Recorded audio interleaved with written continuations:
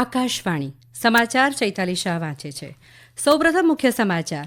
કેન્દ્રીય નાણામંત્રી નિર્મલા સીતારમણે કહ્યું છે કે યોગ્ય અને સમયસર નીતિગત નિર્ણયો અને આર્થિક સુધારાએ ભારતને કોવિડ સંકટમાંથી દૂર રહેવામાં મદદ કરી છે. ભારતીય નૌકાદળની દરિયાઈ અભિયાને કટોકટીમાં પ્રતિસાદ આપવામાં અને હિન્દ મહાસાગર ક્ષેત્રમાં મુખ્ય સુરક્ષા ભાગીદાર તરીકે મહત્વપૂર્ણ ભૂમિકા ભજવી છે. દેશભરમાં આજે હોળી પર્વની ધાર્મિક આસ્થા સાથે ઉલ્લાસભેર ઉજવણી. સંરક્ષણ મંત્રી રાજનાથસિંહે આજે લેહમાં સૈન્ય કર્મીઓ સાથે હોળીની ઉજવણી કરી. મહારાષ્ટ્રની નાહિદ દિવેચાએ પંચકુલામાં Indian master national badminton championship 2024માં 2 સુવર્ણચંદ્રક જીત્યા. આઈપીએલમાં આજે અમદાવાદના નરેન્દ્ર મોદી સ્ટેડિયમ ખાતે ગુજરાત ટાઇટન્સ અને મુંબઈ ઇન્ડિયન્સ વચ્ચે મુકાબલો થશે. સમાચાર વિગતવાર. કેન્દ્રીય નાણામંત્રી નિર્મલા સીતારમણે કહ્યું છે કે યોગ્ય અને સમયસર નિર્ણયો અને આર્થિક સુધારાઓએ ભારતને કોવિડ સંકટમાંથી બહાર કાઢવામાં મદદ કરી છે. આજે બેંગલુરુમાં થિંક ટેન્કના એક સત્રને સંબોધતા તેમણે કહ્યું કે કોવિડ રોગચાળા દરમિયાન વૈશ્વિક સમુદાયે ભારતની ભૂમિકાને ઓળખી અને તેને સૌથી ઝડપથી વિકસતા અર્થતંત્ર તરીકે ઉભરી રહ્યું છે. કોવિડ અને રશિયા યુક્રેન યુદ્ધને કારણે સમગ્ર વિશ્વમાં આર્થિક સંકટ હતું. ખાદ્ય ચીજવસ્તુઓ, બળતણ અને ખાતરોના ભાવ આસમાને પહોંચી રહ્યા હતા અને આવકની વસૂલાત ઘટી રહી હતી. જે દેશોએ કટોકટી દરમિયાન વધારાનું ચલણ નાખ્યું હતું તેઓ આજે ડબલ ડિજિટ ફુગાવાનો સામનો કરી રહ્યા છે. વ્યાજ્ય દરમાં વધારો થતા છે અને અર્થતંત્ર મંદી તરફ આગળ વધી રહ્યું છે. પરંતુ ભારતે ગરીબોને અનાજ પૂરું પાડ્યું, એમએસએમઈને મદદ કરી, મહિલાઓ અને વરિષ્ઠ નાગરિકોને આજીવિકા પૂરી પાડી. દેશના ઉદ્યોગ સાહસિકો, ખેડૂતો અને યુવાનોની ક્ષમતાઓને કારણે અર્થતંત્રમાં સુધારો જોવા મળ્યો છે. નાણાકીય મંત્રી કહ્યું કે આજે સમગ્ર વિશ્વને કોવિડ સંકટને પહોંચી વળવામાં ભારતના સિદ્ધાંતને માન્યતા આપી છે. ભારતીય નૌકાદળની દરિયાઈ અભિયાને કટોકટીમાં પ્રતિસાદ આપવામાં અને હિન્દ મહાસાગર ક્ષેત્રમાં મુખ્ય સુરક્ષા ભાગીદાર તરીકે મહત્વપૂર્ણ ભૂમિકા ભજવી છે. ભારતીય નૌકાદળે 23 માર્ચે ઓપરેશન સંકલ્પ હેઠળ ચાલી રહેલી દરિયાઈ સુરક્ષા કામગીરીના 100 દિવસ પૂરા કર્યા. આ અભિયાન 23 ડિસેમ્બરે શરૂ થયું હતું.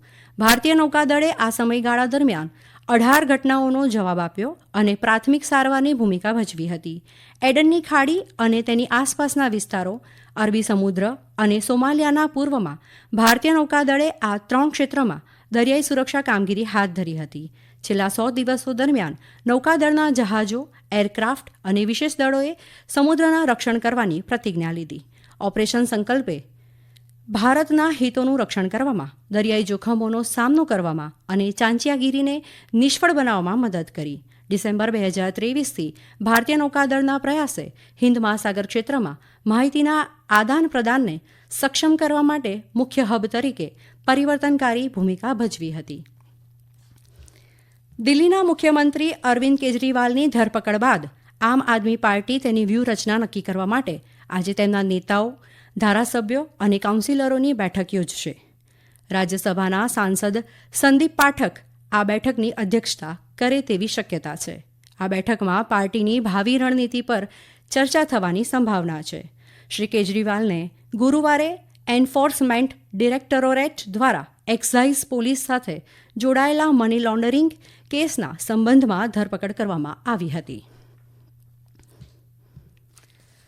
લોકસભા ચૂંટણી માટે ઉમેદવારો અંગે ચર્ચા કરવા ભાજપની કેન્દ્રીય ચૂંટણી સમિતિની બેઠક ગઈકાલે નવી દિલ્હીમાં પાર્ટીના મુખ્યાલય ખાતે યોજાઈ હતી.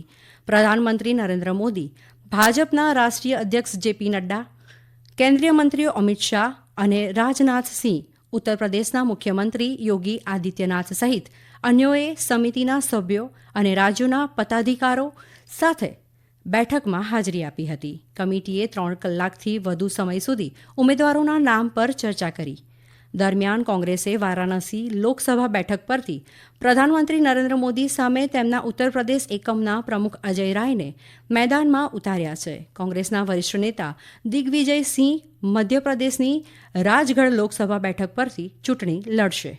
પાર્ટીએ ગઈકાલે આગામી લોકસભા ચૂંટણી માટે 45 ઉમેદવારોની બીજી યાદી બહાર પાડી હતી. દેશભરમાં આજે હોળી પર્વની ધાર્મિક આસ્થા સાથે ઉલ્લાસભેર ઉજવણી કરાશે. પરંપરા મુજબ આજે સાંજે દેશભરમાં હોળિકા પૂજન યોજાશે. સંરક્ષણ મંત્રી રાજનાથ સિંહે આજે લેહમાં સૈન્ય કર્મીઓ સાથે હોળીની ઉજવણી કરી. આરોગ્ય મંત્રાલયે તમામ રાજ્યો અને કેન્દ્રશાસિત પ્રદેશોને પત્ર લખીને ઉનાળા દરમિયાન હોસ્પિટલોમાં આગની ઘટનાઓને રોકવા માટે તાત્કાલિક પગલાં લેવા જણાવ્યું છે. તમામ રાજ્યો અને કેન્દ્રશાસિત પ્રદેશોના મુખ્ય સચિવોને લખેલા પત્રમાં આરોગ્ય સચિવ અપૂર્વ ચંદ્રાએ જણાવ્યું હતું કે ઉનાળાના મહિનાઓમાં વધતા તાપમાનને કારણે હોસ્પિટલોમાં આગ લાગવાની ઘટનાનું જોખમ રહે છે. આરોગ્ય મંત્રાલયે રાજ્યો અને કેન્દ્રશાસિત પ્રદેશોને રાજ્ય આરોગ્ય વિભાગો અને રાજ્ય આપત્તિ વ્યવસ્થાપન હોસ્પિટલો આગની ઘટનાઓને રોકવા માટે તથા ઘટના સમયે તાત્કાલિક પગલાં લેવા સંપૂર્ણ રીતે સજ્જ છે તેની ખાતરી કરવા સાથે મળીને કામ કરવા નિર્દેશ આપવા જણાવ્યું છે. તેમાં હોસ્પિટલોની નિયમિતપણે અગ્નિશામક સાધનો, હાઇડ્રેન્ટ્સ અને એલાર્મ્સ જેવા અગ્નિશામક સાધનોનું નિરીક્ષણ કરવા જણાવ્યું છે. મહારાષ્ટ્રની નાહિદ દિવેચાએ પંચકુલામાં Indian master national badminton championship 2024માં 2 સુવર્ણચંદ્રક જીત્યા છે. બોમ્બે જીમખાનાના સભ્ય અને શટલ ક્રેઝ એકેડેમી સાથે સંકળાયેલા દિવેચાએ ગઈકાલે હરિયાણાની સુનીતા સિંહ પવારને સીધા સેટમાં હરાવીને મહિલા 50 સિંગલ્સનો ખિતાબ જીત્યો હતો. બાદમાં નાહિદ દિવેચાએ અને કિરણ મોકાડેની જોડીએ સીધા સેટમાં ટોચની ક્રમાંકિત કર્ણાટકની જોડી પ્રભાંગરન સુબ્બાયન અને જયશ્રી રઘુ સામે જીત મેળવીને મિક્સ્ડ ડબલ્સ 50 ખિતાબ જીત્યો હતો.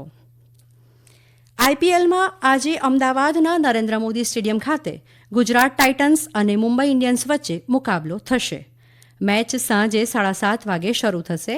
ગુજરાત ટાઇટન્સ શુભમન ગિલની તો મુંબઈ ઇન્ડિયન્સ હાર્દિક પંડ્યાની કપ્તાની હેઠળ મેચ રમશે. દરમિયાન ગઈકાલે કોલકાતાના ઈડન ગાર્ડન્સ ખાતે રમાયેલી મેચમાં કોલકાતા નાઇટ્સ રાઇડર્સે સનરાઇઝર્સ હૈદરાબાદને 4 રને હરાવ્યું છે. જીત માટે 209 રનના લક્ષ્યાંકનો પીછો કરતા સનરાઇઝર્સ હૈદરાબાદે 20 ઓવરમાં 7 વિકેટે 204 રન બનાવ્યા હતા. Andrei રસેલને player of the match જાહેર કરવામાં આવ્યો હતો. અન્ય મેચમાં પંજાબ કિંગ્સે ચંદીગઢમાં દિલ્હી કેપિટલ્સને 4 વિકેટે હરાવ્યું હતું. 175 રનના ટાર્ગેટનો પીછો કરતા પંજાબ કિંગ્સે 6 વિકેટ અને 4 બોલ બાકી રહેતા ટાર્ગેટને પાર કરી લીધો હતો. આજે રમાનાર અન્ય મેચમાં રાજસ્થાન રોયલ્સનો મુકાબલો લખનૌ સુપર જાયન્ટ્સ સાથે થશે. આપ આ સમાચાર આકાશવાણી પરથી સાંભળી રહ્યા છો. લેબનોનમાં world table tennis feeder Beirut ટુર્નામેન્ટની મિક્સ ડબલ્સની ફાઇનલમાં આજે 2 ભારતીય જોડી એકબીજા સાથે ટકરાશે. સાથિયા જ્ઞાન સેકરન અને મનિકા બત્રાની જોડી આકાશપાલ અને પોઈમંતી બેશિયરની જોડી સામે ટકરાશે. આ મેચ ભારતીય સમય અનુસાર સાંજે 4:40 રમાશે. આજે જ મેન્સ ડબલ્સની ફાઇનલમાં માનુષા અને માનવ વિકાસ ઠક્કરની ભારતીય જોડી મુદિત દાની અને આકાશપાલની ભારતીય જોડી સામે ટકરાશે. મહિલા ડબલ્સમાં ભારતની શ્રીજા અકુલા અને દિયા પરાગ ચિતાલેની જોડીનો મુકાબલો હોંગકોંગની ડુ હોઈ કેમ અને ઝુ ચેંગ ઝુની જોડી સામે થશે. ભારતની શ્રીજા અકુલાનો મુકાબલો મહિલા સિંગલ્સની સેમીફાઇનલ્સમાં દક્ષિણ કોરિયાની સુ હો વોન સામે થશે.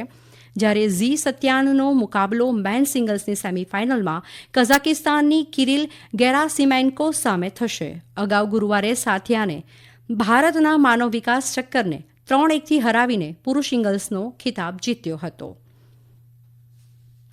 ફરી એકવાર મુખ્ય સમાચાર.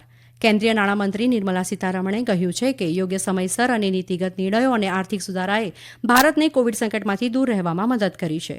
ભારતીય નૌકાદળની દરિયાઈ અભિયાને કટોકટીમાં પ્રતિસાદ આપવામાં અને હિન્દ મહાસાગર ક્ષેત્રમાં મુખ્ય સુરક્ષા ભાગીદાર તરીકે મહત્વપૂર્ણ ભૂમિકા ભજવી છે. દેશભરમાં આજે હોળી પર્વની ધાર્મિક આસ્થા સાથે ઉલ્લાસભેર ઉજવણી. સંરક્ષણ મંત્રી રાજનાથ સિંહે આજે લેહમાં સૈન્ય કર્મીઓ સાથે હોળીની ઉજવણી કરી. મહારાષ્ટ્રની નાહિદ દિવેચાએ પંચકુલામાં Indian master nationals badminton championship 2024માં 2 સુવર્ણચંદ્રક જીત્યા. આઈપીએલમાં આજે અમદાવાદના નરેન્દ્ર મોદી સ્ટેડિયમ ખાતે ગુજરાત ટાઇટન્સ અને મુંબઈ ઇન્ડિયન્સ વચ્ચે મુકાબલો થશે. મુખ્ય સમાચાર પૂરા થયા.